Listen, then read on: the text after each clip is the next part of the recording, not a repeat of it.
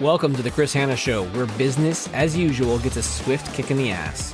If you're tired of the same old advice and ready to disrupt the status quo, you're in the right place. I'm cutting through the noise with bold strategies, unfiltered truths, and a no-nonsense approach to entrepreneurship, video marketing, and content creation. Buckle up, because it's time to level up, stand out, and dominate your market.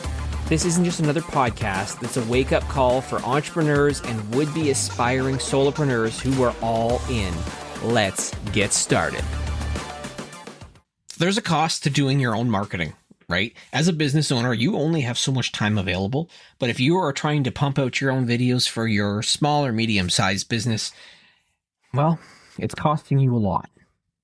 Here's a stat that most business owners never probably calculate properly. Small business owners spend, on average, 20 plus hours per week on marketing-related activities. That could be content, social media, emails, or if you could see me right now with my quotation marks, hand, fingers, whatever the hell you call it, figuring things out. Whether it works or not. That's from a service called Clutch. That's half a work week, which means people then put in more than 20 hours, more than 40 hours a week in content related. Content actually causes a lot of stress for business owners. So if you're running a business in the Windsor-Essex region, there's a good chance that those 20 hours are happening at nighttime, on weekends, or in cracks between real work.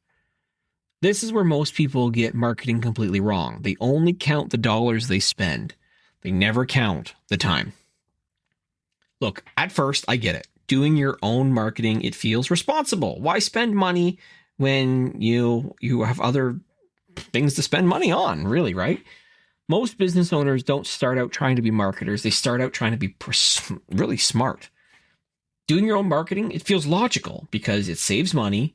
No one knows your business better than you, and you want to hold on to cash as much as possible. And why would you want to waste it on potentially the wrong partner? So you decide, I'm going to DIY it, whether that's you doing it yourself or you doing it with somebody internally in your business. You decide to post your own content, you write your own captions, you Google things, you chat GPT things, you watch tutorials, and at first it feels productive. When the reality sets in, the hidden cost that no one warns you about. The real cost of doing your own marketing isn't money. It's context switching. Every time you jump from client work to marketing task back to operations, your brain pays a tax. Marketing doesn't just take time, it takes mental space, and mental space is finite. That's why marketing usually gets done last. It gets rushed and it's inconsistently produced. And it's not because you don't care, because you do. You care about your business. You love your business. But you're already maxed out. So we're going to talk about the opportunity cost. Here's a simple question that cuts through everything. What is your time actually worth? If you bill clients, obviously you know the math. It's obvious. If you don't, it's still there.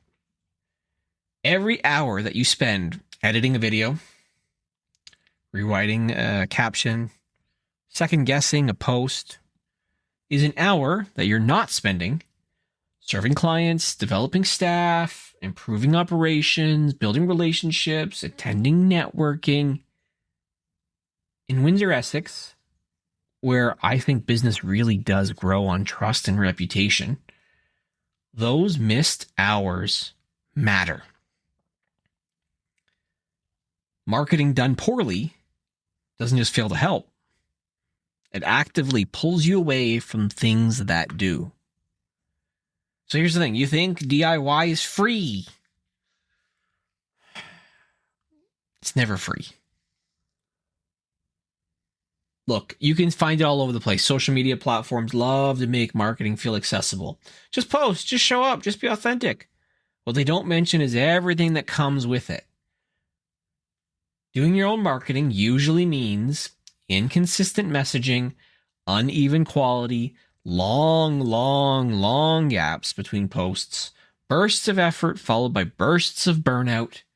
The result is you look busy. You're not established. And in a local market like Windsor-Essex, perception matters more than people would like to ever admit. There's also the compounding cost of inconsistency. This is where I think DIY marketing quietly hurts the most. Inconsistent marketing does, let's call it three things. Damaging. I don't know if that's a word, but we're going to call it a word for this. Because it resets trust every time you disappear. It trains people to forget you. And it makes your business feel smaller than it is. People don't remember the businesses that post occasionally. They remember the ones that feel familiar. That familiarity only comes from consistency.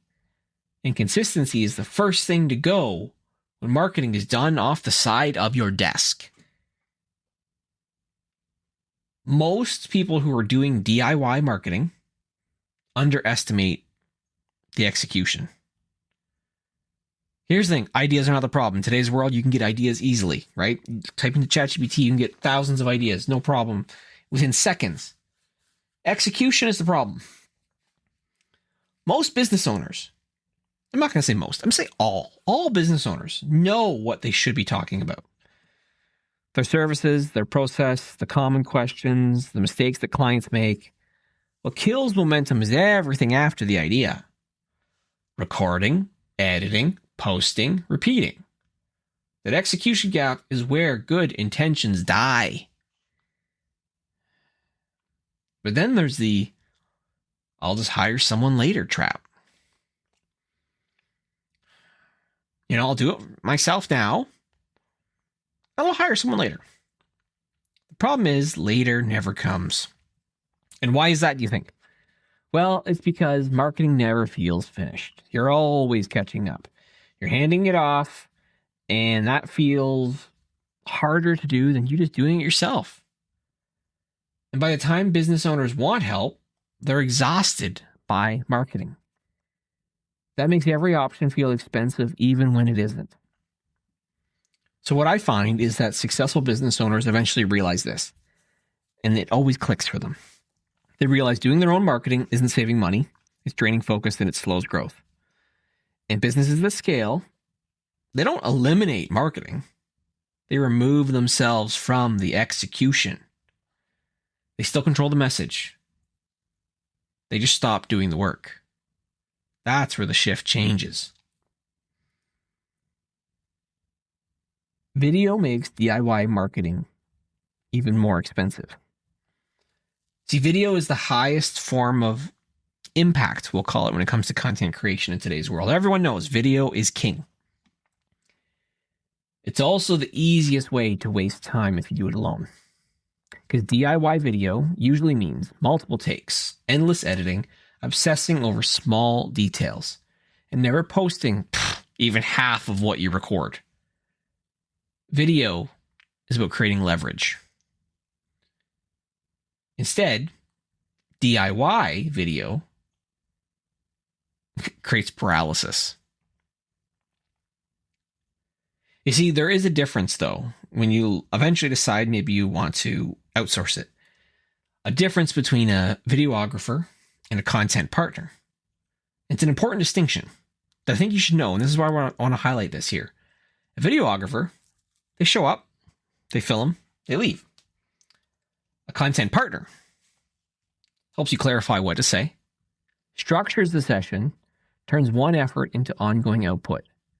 When business owners try to DIY market, they act as both. That's not sustainable. At some point, you need someone whose job is to make sure your effort turns into actual visibility.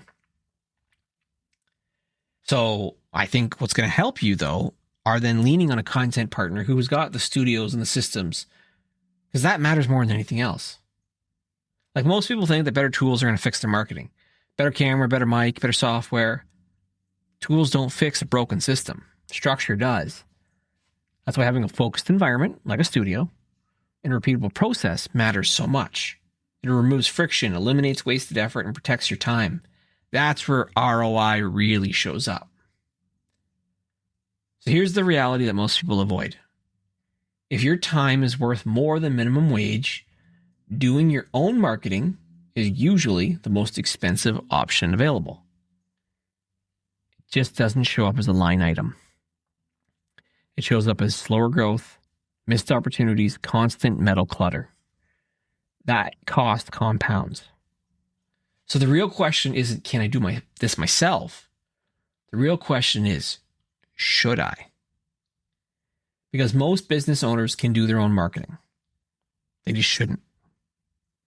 Not if they want to grow. Not if they want consistency.